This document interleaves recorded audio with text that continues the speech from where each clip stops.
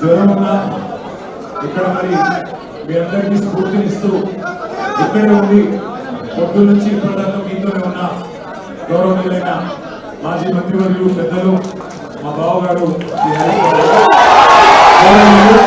శాసన మండలిలో ప్రతిపక్ష నాయకులు పెద్దలు మాన్యులు మధుసూదనాచారి గారు, గౌరవనీయులైన ఎమ్మెల్యేలు, గౌరవనీయులైన ఎమ్మెల్సీలు, గౌరవ ఎంపీలు, అదేవిధంగా గౌరవనీయులైన వివిధ నియోజకవర్గాల ఇన్ఛార్జీలు, అదేవిధంగా ఈరోజు మరి చాలా చాలా ప్రాంతాల నుంచి తరలి వచ్చిన మా అన్నదమ్ములకు, మా ఆడపిల్లలకు, సిరిసిల్ల నుంచి కూడా వచ్చిన హృదయపూర్వకంగా నమస్కారం. మా మీడియా మిత్రులకు కూడా కొంత అసౌకర్యం కలుగుతున్నా అప్పటి నుంచి పొద్దు నుంచి చాలా ఓపికగా ఉన్నందుకు మీడియా మిత్రులకు కూడా నమస్కారం, ధన్యవాదాలు. 4 కోట్ల మంది ముందు చర్చిద్దాం, ఎవరి తప్పో ఎవరిది ఒప్పో చర్చ పెట్టు అని అసెంబ్లీలో అడిగితే పారిపోయిండు రేవంత్ రెడ్డి. ఈ ఫార్ములా ఈ కార్ రేసింగ్ మీద నేనేదో తప్పు చేసిన అంటున్నావు కదా, కేసీఆర్ ప్రభుత్వం ఏదో తప్పు చేసింది అంటున్నావు కదా, దమ్ముంటే అసెంబ్లీలో చర్చ పెట్టు అని అసెంబ్లీలో కూడా పట్టుబట్టినాం, పారిపోయింది.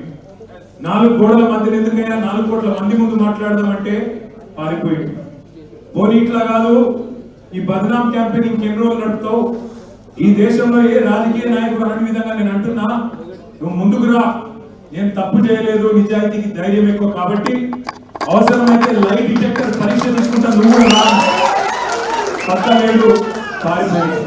అయినా మళ్ళీ పిలిచి మళ్ళా ఈరోజు పిలిస్తే మళ్ళా పోయినాం. ఎందుకంటే చట్టాన్ని గౌరవించే వ్యక్తులుగా, న్యాయస్థానాల మీద నమ్మకం ఉన్న వ్యక్తులుగా నువ్వు ఎన్నిసార్లు పిలిస్తే అన్నిసార్లు వస్తా అని చెప్పిన పొద్దున్న నుంచి 9 గంటలు ఒకటే క్వశ్చన్, అటు తిప్పడుగుడు ఇటు తిప్పడుగుడు, తిరులమరలేసి మరల తిరలేసి అడిగిందే అడిగి నేను కుల్లా చెప్పిన, ఇప్పుడే హరీష్ రావు గారు చెప్పినట్టు ఈడికెళ్ళి ఎట్టి పరిస్థితుల్లో ఫార్ములా ఈ రేస్ పోవద్దు అని చెప్పి మొదటి సంవత్సరం విజయవంతంగా నిర్వహించిన తర్వాత 2వ సంవత్సరం కూడా ఈడనే ఉండాలి అని చెప్పి ప్రభుత్వ పరంగా విధానపరమైన నిర్ణయం తీసుకున్నాము. తీసుకొని మరి కొంత డబ్బులు చెల్లించినాం. 1 రూపాయి కాదు కదా, 1 పైసా కూడా అవినీతి జరగలేదు.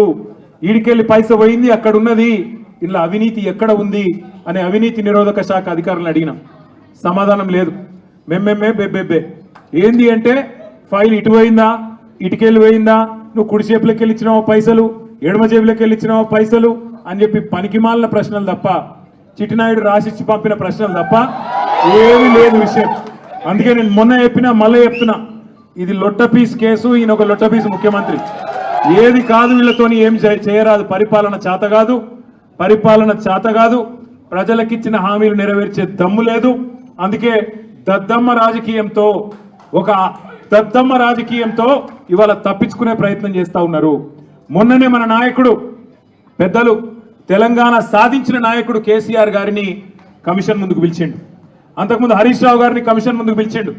ఆయనకున్నదంతా ఒకటే షోకు, నేను నెల రోజులు జైలున్నా లుచ్చా పని చేసి వీళ్ళని కూడా పెట్టాలి కొన్ని రోజులు, అదొక్కటే ఆయన షోకు. ఆయనకున్న పైశాచికానందం అదొక్కటే. సాడిస్టులు ఉంటారు చూడు కొంతమంది, నాకు దక్కంది ఎవరికి దక్కద్దు అన్నట్టు, నాకు జరిగింది నీకు కూడా జరగాలన్నట్టు ఆయన ఎట్టి పరిస్థితుల్లో కొన్ని రోజులు జైల్లో పెడదామన్నది ఆయన షోకు. అందుకే నేను ఇలా అధికారులకు కూడా చెప్పిన, మీకు పైకెళ్ళి రావచ్చు ఆదేశాలు, ఇప్పటికే దబ్బన వస్తే పెడితే పెట్టుకోర్ర పోయి ఏముంది, మీరు పంపితే కూడా 15 రోజులు పోయేస్తా, ఏమున్నది, మంచిగా రెస్ట్ తీసుకొని వస్తా అని చెప్పిన. ఇప్పుడు కూడా మళ్ళీ చెప్తున్నా, తప్పు చేయలేదు, తలదించుకునే పని ఎంత మాత్రం చేయలేదు. తెలంగాణ ప్రతిష్టను పెంచే పని చేసిన, తెలంగాణ